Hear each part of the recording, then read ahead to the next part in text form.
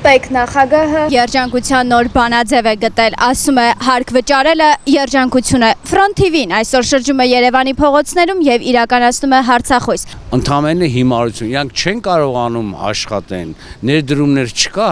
ամբողջ ազգին քերելով, ամբողջ ազգին, նորից եմ կրկնում, հարկեր, տուրքեր բարձրացնելով, այսօր մեր ազգը այս վիճակի մեջ է, դաժան, երբեք sense բան չի եղել։ Ես ցանկանում եմ, որ իրան գնան, մեր ազգը երջանկանա։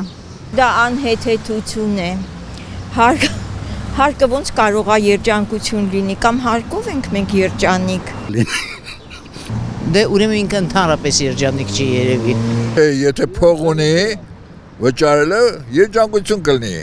Բայց եթե չունի, երջանկության մասին է խոսքը։ Երևի իր համար է երջանկություն, ինձ թվում է, որ բան քաղաքացու բնակչի համար այդքան էլ երջանկություն չի լինի։ Այնքան երջանկություն է, ուրեմն գործ ունեք, որ հարկ եք վճարում դրա համար, չէ՞։ Եթե չվճարենք հարկ, ապա թոշակառուներ ու հաշվանդամները չեն կարող գոյություն ունենալ։ Այդ իրանց համար է երջանկություն, մեզ համար չէ։ Եթե ունենանք կվճարենք, բայց քանի որ այդ նախարարը չի մտածում հետադարձի համար, դա ամենասարսափելին է։ Нет слов։ Պետք է ունենանք, որ հարկ վճարենք։ Չեմ կարծում, որ դա լավ միտք է։ Թող ինքը ինչքան կարող է հարկ վճարի եւ երջանկանա, մենակ ժողովրդից հեռու մնա։ Ինչ որտեղ համաձայն եմ,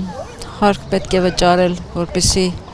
երկիրը ոտքի կանգնի։ Չի կարելի էլի այդ ինչքան մեր երկրում այդ ամեն ինչ տեղին է մնաց այդ հարկ վճարելը։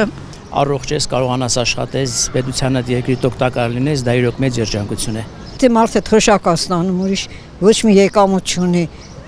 Հիմա այդ հարկը ոնց պետք է վճարի, մի հատ էլ պետք է ասի, թե դա ինչ է, երջանկություն է։